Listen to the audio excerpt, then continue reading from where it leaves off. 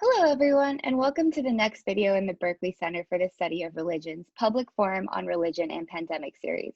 My name is Rachel, and I'm currently one of the program coordinators for BCSR. I'm here today with Carolyn Chen, Associate Professor in the UC Berkeley Ethnic Studies Department. Professor Chen's research focuses on religion, work, immigration, race, and ethnicity in the United States. She is the author of several acclaimed books, including Getting Saved in America, Taiwanese Immigration and Religious Experience, and co-editor of Sustaining Faith Traditions, Race, Ethnicity, and Religion Among the Latino and Asian American Second Generation. Most recently, Professor Chen has been working on a book on the changing nature of work and religion, which is forthcoming from Princeton University Press next year. Carolyn, welcome, and thank you so much for taking the time to be here today. Thank you, my pleasure. I thought we'd start off by looking at some of the broader connections across your research. So for instance, your last book, Getting Saved in America, focused on Christian and Buddhist Taiwanese Americans and how becoming religious was the one way for immigrants to then become Americans. And then on the other hand, your recent research focuses on work and religion in Silicon Valley to demonstrate how work takes on the nature of religion in the knowledge industry. So at first glance, these two groups, Christian and Buddhist Taiwanese Americans and tech workers in Silicon Valley, seem really different. But as I was reading your research, I was thinking that both are actually groups of people who they undergo some kind of transition. So in this instance, migration, and then turn to religion of some sort in order to kind of find these new meanings in their lives. Could you maybe speak further about how these groups of migrants and their respective relationships to religion are developed? Or to put it differently then, how does migration affect religiosity and attitudes toward religion? Yeah, that's a great question. One of the things that when we look at American religious history and we look at these moments of great religious transformation or, fomentation, they actually are often preceded by mass migration. So if we think about, for instance, the Second Great Awakening, that was actually preceded by migration to the West of, relatively young, young people who wanted to settle in the West. We can think of this moment of great religious transition also in the United States in the late 19th and early 20th century. And that was a product of migration from European countries, largely Catholics, Jews, Eastern Europeans. We see this also now currently in the post-1965 immigration wave as well. The United States, the religious demography is changing dramatically. And then the other, I think I just want to flag this one other great moment of religious transformation in the United States is the 1960s and 70s. And that moment of really the counterculture and this interest in Asian spiritual traditions that are really happening among young, white, quite privileged, educated youth who are moving from the East Coast to the West Coast. And so when we think about, so what is it about migration? That's one of the questions that I ask about in my first book that makes people become more religious or become interested in religion. And one of the things is that we need to think about religion, the various dimensions of religion. And one very important dimension of religion, I think particularly in American religious experience, is the importance that religion plays in creating community, belonging, and identity. And what happens in the process of moving is that you're uprooted from your home, you're uprooted from your family, your traditions, your community. So the actual social structures that sustain religious practices, values, traditions, rituals, et cetera, et cetera.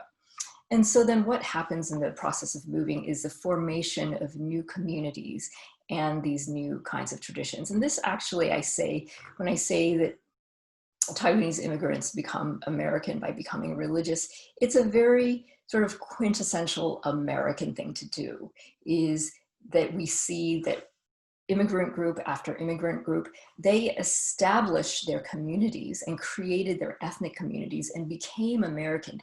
became integrated into the American fabric of society through their religious institutions, through their religious identities, et cetera, et cetera.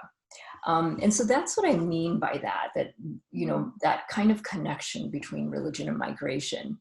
And so that's really clear with the story of Taiwanese immigrants who, you know, we call them immigrants. And yet with Silicon Valley tech workers, the vast majority of them are also immigrants too. They're migrants. We don't tend to think of them that way because maybe we think of only the ones who come from South Asia or the ones who are coming from China or Korea because they're racially marked, right? But in fact, the vast majority of white young men who are coming to work, who are working in Silicon Valley are also migrants, and they're coming from often like small towns in the Midwest or from the South, you know. So Silicon Valley is, you know, we think of Silicon Valley as having this really distinct culture and, you know, its own thing, but really, in fact, in a really early essay that was written by the really great journalist Thomas Wolfe, who writes about like Silicon Valley was really the creation of these Midwestern transplants who brought their Protestant roots with them. Yeah. I mean, on an instinctive level, what you're saying absolutely makes sense. You want to reach for religion communities because it provides kind of that automatic sense of identity and belonging, especially when you're so unsettled or uncertain. Mm-hmm. But I think what I find curious then is that recent research has been demonstrating that even in the US, which has been historically exceptionally religious, the Mm-hmm. number of Americans who claim a religious identity is at an all-time low. Yeah. And at the same time, the amount of like time that Americans spend at work has significantly increased. Mm-hmm. So I think to begin with, this doesn't seem like the most intuitive connection at first, but Mm-hmm. could you discuss the significant changes in our work in religious institutions and then how those things are connected? Or Yeah. more precisely, then how are work and religion related to each other? Yeah, that's a really great question that you ask, Rachel, because it's a pattern that that scholars haven't been talking about. They've been talking about them really as separate things that are Right. happening. I mean, one is the increasing number of hours that people are devoting to work. And here, let me qualify that. This is not all Americans, but it's specifically highly skilled Americans. It's very, you know, and here I'm including what I mean by highly skilled are college graduates. And so what we're seeing is the number of work hours that highly skilled Americans are devoting to work has really taken and has really increased since the 1980s. And it used to be completely the opposite, where if you didn't have a college degree, you were working more than 48 hours. You were more likely to be working more than 48 hours. Today, it's the complete opposite, that people who are more highly educated actually are working more hours than before. So we're seeing, first of all, we have this pattern that's happening. And then what we see happening, on the other hand, in the religious world, which is, we see this pattern happening, we could say, starting from the mid-1980s. So around the very same time is this decline in religious participation. So that it used to be that both religious participation and I would say that starting from the 1990s onwards, a very rapid decline in religious affiliation. So throughout most of the 20th century, starting from, you know, the, say, 1940s, only about 7% identified as religiously unaffiliated. Now that number is 23%. And that number, as I mentioned, really drastically increased in the 1990s. And we also see that people are just spending less time. Fewer people are attending church regularly on a weekly basis, and devoting less time to religion, et cetera, et cetera. And so here we see this really, you know, no one's really talked about it, but what we have talked about, on the other hand, is since the 1980s is work-life balance, right? About this, we've talked about how work has increasingly taken up more and more of the time of highly skilled Americans. And we've really talked about it more in the context of family, how it's really crunched the time that Americans have to devote to their family, right? And so, and this is why I suggested Arlie Hochschild's book, The Time Bind, because I think that her book actually gets us to start thinking about, well, how does work encroach on other areas of life? We think about work, we think about family, and that's kind of part of our popular discourse, but what about religion? So another thing that we've noticed in the second half, also, starting in the 1980s, is really a decline in civic participation in the United States. So religion is among one of those things. Okay, so that's one story that we're seeing here, is this kind of a parallel relationship, inverse relationship going on between religion and work among highly skilled Americans. The other thing that we're seeing is really a big change in the nature of work.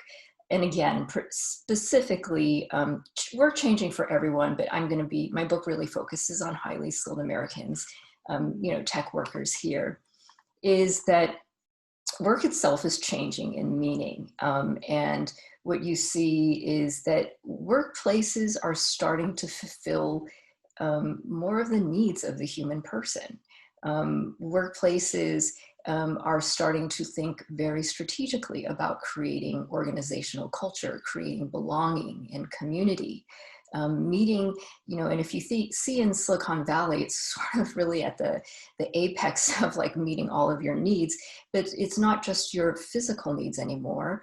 It's not just your material needs, like a paycheck, but it's meeting also your physical needs, as in, offering you food, a gym, your social needs, providing all of your hobbies and friendship circles, but then also increasingly your spiritual needs.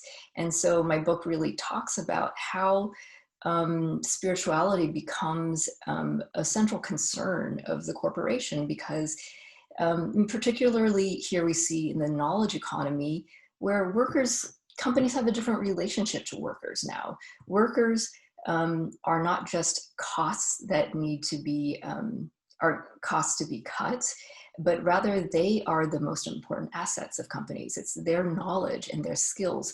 So there's this strategic emphasis on thinking about how to get at the sort of invisible and spiritual dimensions of discretionary effort. And how do you get at that? And so spirituality is one of those ways. And so anyways, so here, let me just really quickly, I know I just gave you a mouthful there, but one of the things is that we see here, and I think that I see it very clearly in Silicon Valley, is that here we see the decline in religion sort of playing this function of providing identity, belonging, purpose, and community to people. And then because of the changes in the economy, changes in the workplace, we're seeing companies and the workplace increasingly fulfill that role for people like tech workers. Yeah, and basically, I think what your books argue is that religious changes, essentially, then are not things that occur just in their own silo or somehow separate from everything else. They reflect larger transformations that are going on. And in your case, it is California, in the sense that your first book focuses on Asian immigration into California, and the second is on the transition from Bay Area's sort of this counterculture in the 60s to then this post-industrial knowledge economy in Silicon Valley. So in that sense, just kind of broaden it out, what do these economic, cultural, and demographic changes in California signal for the rest of the country in terms of religion and religious practices? Yeah, so let me first talk about the Taiwanese immigrants in Southern California. I think what we're seeing is what the sociologist of religion, R. Stephen Warner, says he calls the European Unionization of American Christianity. And that we really, and what that means is that the increasing racial and ethnic diversity of American Christianity, that where we're really seeing the growth in terms of demographically in American Christianity is among these new immigrant groups. And so I think that, these Taiwanese immigrants who convert to evangelical Christianity is a great example of that.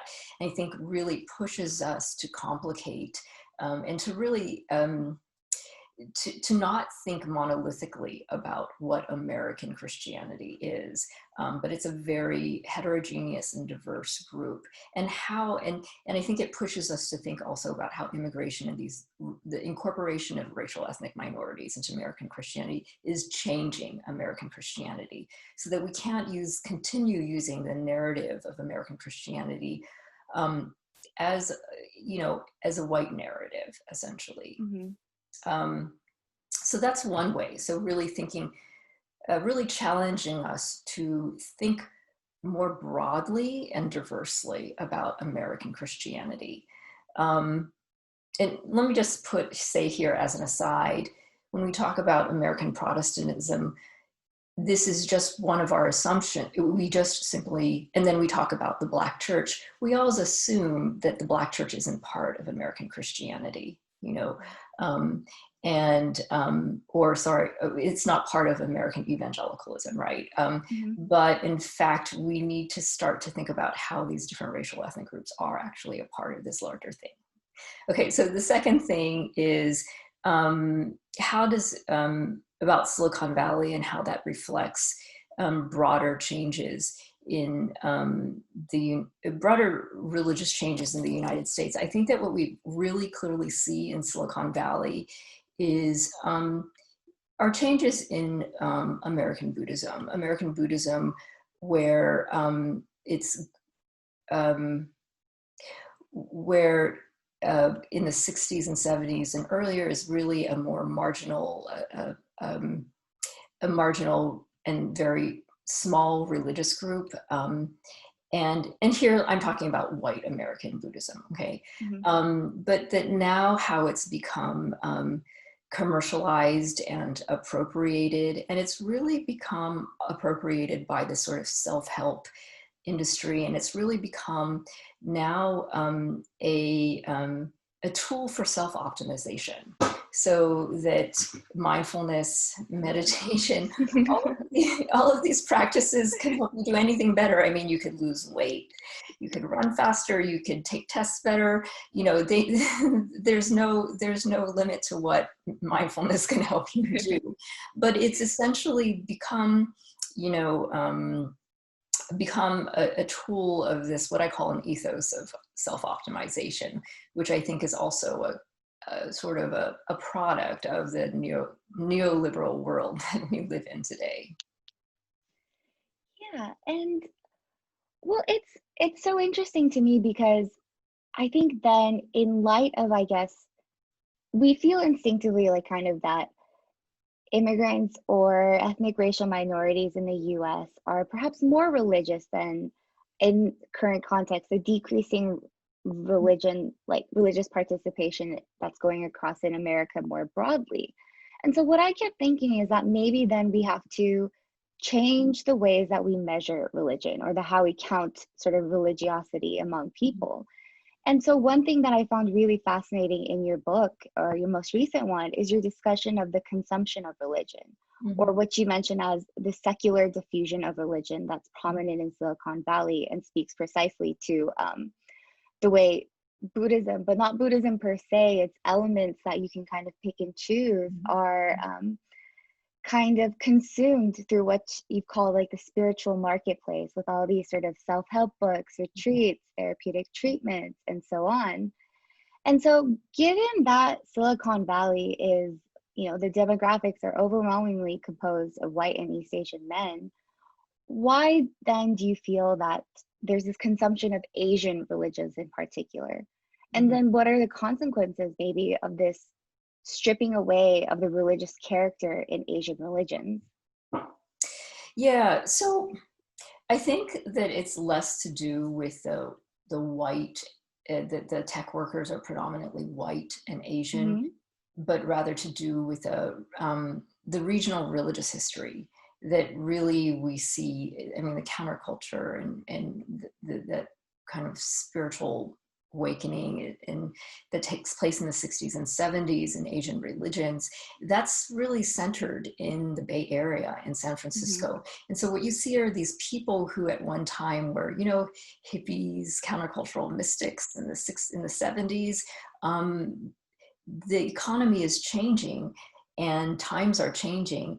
And now they need to find a way to make a living in the Bay Area. So they need to monetize those practices, and they need to sell them. And what's the only game in town is tech. So that's part of, you know, why it's those Asian spiritual traditions that they're pulling from. But it has interesting kind of implications for, people react to it differently. I would say that I found that several like immigrant tech, Indian immigrant tech workers, they had maybe rejected those practices or those traditions after leaving home or after going to college, but that they rediscovered them in the context of a very, you know, modern workplace in the tech in the tech corporation, where they could say like, oh, well, actually now meditation helps me code better, it makes me focus better. And so some people were rediscovering these practices. But I think that for others, and this is, I would say, more for Asian Americans, the marketization and the consumer consumption of these kinds of practices is really a turnoff for other Asian American Buddhists, who say, this is not the Buddhism that I learned from my family, and it's extremely alienating, and they actually don't want to partake in it at all. But one of the larger consequences of this, and I think that in particularly Buddhism has been very susceptible of this, is that Buddhism has become a part of the workplace. And that because of that, it has then had to take on the logic of work. It's had to take on the utilitarian logic, you know, oh, this is making me more productive, therefore it is valuable. The logic of efficiency, universalism, scientism, that it's only valuable, is only true because science has proved it. And it's sort of lost its, what Max Weber calls its otherworldliness. So, and I think I mean, I could talk about that later, but it loses its capacity, I think, to actually critique society and offer a way for society to transform and be something more than just a, you know, productivity tool. Yeah, and I think because religion is being consumed in this sort of secular, this sort of this capitalistic way in a particular sector of the economy, right? In this sort of high skill knowledge economy workers, I find that to be a very curious contrast between what the conversation revolves around when we then talk about Christianity or evangelicism. So whereas Buddhism and spirituality seems to kind of constitute this other sphere, then on the other half, especially in recent years, we've had a lot of discussion around sort of white evangelical Christians, especially in connection to Trump and the rise of the right-wing nationalism in the United States. And yet at the same time, there's such a significant population of Asian American Christians, and especially evangelical Protestants. And studies have shown that these Asian American evangelicals are some of like the most religious groups in the US, even surpassing their white counterparts in some measures. So then, why does religion continue to exert such a hold on these Asian American communities? And then how has the conflation of work and religion, has the conflation of work and religion similarly impacted their own religious trajectories? So here, I guess this would also include these these workers in tech as well, but then also more broadly. And, you know, what do we miss when we exclude discussions of race whenever we examine religion in the US, the way that you mentioned earlier, that how we operate from this assumption that American Christianity is then a white Christianity, for instance? Right. Thank you. That's a great question. So there's a few things here. First, I think that it's not just religion having a hold on Asian communities or Asian immigrant communities. When we compare racial ethnic minorities, this is Black, Latinx, Asian Americans, we compare them to their white religious counterparts. So, and here specifically, we're talking about Protestants and Catholics. We find that on measures of religious participation, okay, as a measure of religiosity, the racial ethnic minorities are always more religious. So Black Catholics more religious than white Catholics, Asian American, Asian American Protestants more religious than white Protestants. Okay, so this is not just an Asian American thing. And I think that, but if we're speaking specifically about Asian Americans, I think that it has to do with the really multifunctional purpose that religion serves for Asian immigrants and for Asian Americans of later generations as well. That it doesn't just offer spiritual community, but it offers ethnic and cultural community as well. And so that is just sort of like if you imagine, I talk about the vortex of work in my book, and like it's this huge vortex, right? It's this huge force that's pulling you in one direction. And if you can imagine sort of like holding a parachute in this vortex of work so that, maybe you're going to float above it. Spiritual community is one handle, but it's also an ethnic community. It's sort of like another handle. It's more sturdy. It's more stable. And then for immigrants, it's not just that, it's also a material community. It's a source of, material support for them. So there's so many more different kind of dependencies, the ways that they depend on the community than simply just for spiritual community, which I think is, it's important, but it's more fragile, I would say. And so what we find is, and I think that this is also the story for African Americans, and why, for instance, if you look at Black Christians, Black Protestants, they're more religious than white Protestant counterparts, because religion does so much more for them. They need it. They rely on it for their, for their material well-being, their social well-being, not just their spiritual well-being. Okay, so I think that in this sense that and that when there's that sort of that ethnic connection, that ethnic tie, it takes on a different kind of significance that it does, particularly among these racial and ethnic communities. And so, sorry, now I forget. Can you repeat the second question? No, that's no problem. I threw a lot at you at once. And then I guess for me then, I'm curious about how then work and religion has similarly impacted their own religious trajectories. Great question. Yeah, there we go. So, one of the things I had a hard time finding people who are religious actually in my research in Silicon Valley. Because what I had found was this pattern that people actually became less religious, or they lost their religion when they came to Silicon Valley and they took on the religion of work. They converted to the religion of work. So people who might have been, active church, regular church attenders before when they lived in New York or Los Angeles or Chicago, after moving to Silicon Valley, they stopped attending religious services altogether. And this wasn't just Christians, this was like Jews as well. But one group that I found that was always more religious than others were anyone who's a racial ethnic minority in Silicon Valley. Asian Americans tended to be, they were able to hold on to their faith better. They were more likely to hold on to their faith than whites. The same went with Latinx, people who are Mexican American. And again, I think that it's because of the ethnic connection with religion that they were able to hold on to their religious traditions, because it was doing more for them than just offering some kind of spiritual community, or, it was more than a spiritual tradition. It meant something much more,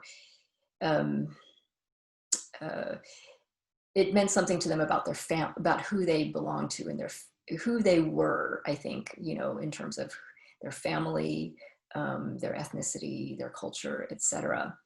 And so what I found was that people who were religious, and many of them were Asian American evangelicals, that they had a much more, they had a very developed discourse about resisting work. And they actually had practices to resist work. Oh, you know, they were the ones who didn't participate in all the clubs and in all the classes and, you know, any of the extracurricular activities at their workplace. They would talk very deliberately about rationing their time because they felt like they had this other commitment that was pulling them. And it was interesting. And I would say that all religious people spoke that way, but it was really quite pronounced, I would say, with the Asian American evangelicals. So they're, so yes, even there you see that ethnicity and religion really played a role as well when it came to work. When it came to resisting work, let me say that. Yeah. Right. Well, I guess sort of just to wrap everything up, you know, we've talked about such a wide range of different groups and their relationship to religion. But again and again, I find that this common factor ultimately seems to be that there's something missing in people's lives today, that people, you know, instinctively want to find community and belonging, but there's a newfound sort of decreased faith and reliance on institutions that have traditionally given our lives meaning. And that so much of that sort of disillusionment or that disenchantment is because of how work is changing. The way capitalism is taking up so much of our time and energy, or whether it's because work has become meaningful, like in the case of Silicon Valley, or because it's just necessary to survive, like people just working multiple jobs to scrape together some kind of living wage. And so the result seems to be that almost every aspect of our social and personal lives have also taken on this kind of logic of capitalism. And with the pandemic, of course, it seems like the boundaries between work and personal life are becoming blurrier. And any ways of what you might call resisting work, even religion, these alternative communities and congregations are becoming more and more elusive. And so, as a kind of final note, what do you think the pandemic then has illuminated about the current nature of work and religion? And whether you think that sort of with these sort of more blurring boundaries, whether it's possible to disentangle work and religion in our current world, or you know, what are the stakes in doing so? Yeah, so that's a great question. Let me talk first about what the pandemic has really revealed about work. And I think that it has really just amplified the disparities between those who have good jobs and those who have bad jobs, those who are highly skilled and those who don't have the skills to make it in in this new kind of global economy. And I think that it just really shows that the line between have and have-nots, those who can maintain their safety in a COVID environment, those who cannot, it has everything to do with work. And so I was really just struck with, you know, talking to tech workers during this time of COVID and listening to how they talk about work. They talk about work as, oh, I'm becoming even more productive. You know, like managers telling me like, yeah, the team is actually now even more productive because they don't need to commute. And you see here that like in Silicon Valley, the stocks of tech stocks have just completely skyrocketed, right? Yeah. Workers are more productive. The values of these companies have increased. One person that I interviewed in a startup told me that their company increased by 60%. The vast majority of all the new hires have happened during, you know, after March, after the lockdown. And, you know, and they're telling me things like, oh yeah, you know, the company's been really great about like offering therapists, offering like mindfulness meditation, all these mental health resources, also organizing social hours, book clubs, you know, all these kinds of things. And so that we see that increasingly, you know, part of my argument is that increasingly our social, material, and spiritual wealth is all concentrated in the workplace. And so what that means is that if you are not one of those people who has the skills to merit belonging into one of these workplaces, you're out of luck. You know, you have no safety net. And this is the precarious situation that we see of so many people who are working in the gig economy, who are contract workers, right, in this kind of, in this new kind of economy. And these are the people who also don't necessarily they can't necessarily afford to stay safe, to work with 6 feet distance, right?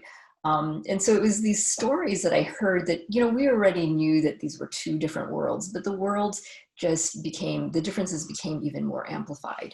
You know, one tech worker telling me that he gets mailed these snack boxes, you know, because there's no snacks now, right, in the company, right? They're not going to the company, so they're getting mailed these snack boxes, so many that he's like giving them away. And yet in Oakland Coliseum, every day there's 1,000 cars lining up in the food in the food bank. And so that kind of disparity is just so much more amplified. And I think that, and it's not just the economic disparity, but it's also, you know, these folks also social isolation, who's, you know, they don't have access to therapists, mental health professionals, you know, they don't have access to those things. And so it's how work and workplaces are really starting to mediate not just the benefits, but sort of the very basics of what we need to have a basic good life, you know. I'm sorry, maybe media is not the right word, but it's becoming the institution that is distributing so many of our social goods. And that is really problematic. Okay, so that's one of the things that we're really seeing, I think, with the pandemic when it comes to work. And then the question here, the second question you asked is of disentangling work and religion, right, in our current world. So we have this discourse about work-life balance, right? And it's kind of like this ephemeral thing that everyone is trying to achieve, work-life balance. And it's like, when do you achieve it? You don't even know, right? And it's as if, and if you read any of the time management gurus, they're always sort of like, well, you know, the way that we talk about it, work-life balance, is how do we manage work? You know, work is this thing like, oh my gosh, it's something we need to contain, we need to discipline it, we need to control it, we need to manage it. But I think that I feel like we need to have a very different way of thinking about it. Because the reality is that for highly skilled Americans today, work is providing for so many areas of our lives and our needs that to actually manage work and to cut it off is actually to cut off some things that are really important to us, you know? So I think that we need to ask the question really differently. And there's a quote that I quote in the book by the late writer David Foster Wallace, and he says, "There's no such thing as atheism. There's no such thing as not worshiping. Everybody worships. The only choice we get is what to worship." And I think that the point that he gets at there is we all worship something. And so instead of thinking about how do we manage work, I think a different way of thinking about it is how do we worship something else? Like how do we, and I call it, how do we break the theocracy of work? And that's essentially by reinvesting, and creating communities, traditions, faith communities, whatever they are. They don't need to be based on religion, that we start to worship and that we start to love and that we build our devotion into. So it's less about managing work. And of course, we still need to do that. But I think that we've been talking about that ad nauseum, and it's not really getting any better, right? Yeah. It's instead about how do we reinvest in institutions, communities, sources of belonging, traditions that will pull our attraction and pull our devotion. It's a sort of different way of thinking about how do we create things that we love, and how do we build those things collectively. And here's where I think that religion and religious institutions really have an important role to play in this society, and that I want them to step up, to be more than simply a source of therapeutic salve, which I think that Protestantism has really become, and I think that also Buddhism has very much become, but to create these communities that might be able to challenge the logic of efficiency, utilitarianism, and to then instead build different kinds of visions of compassion, of justice, of stewardship, and create communities and traditions of those kinds of things, which are already rooted in our religious traditions. So here I really see a unique place for religion to, a unique role for religion to take. Yeah, and I think that's the perfect note with which to end our discussion today.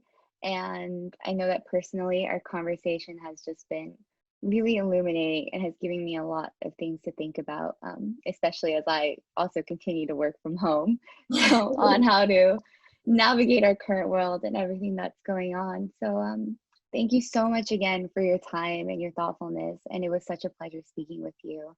Thank you, Rachel. It was my pleasure.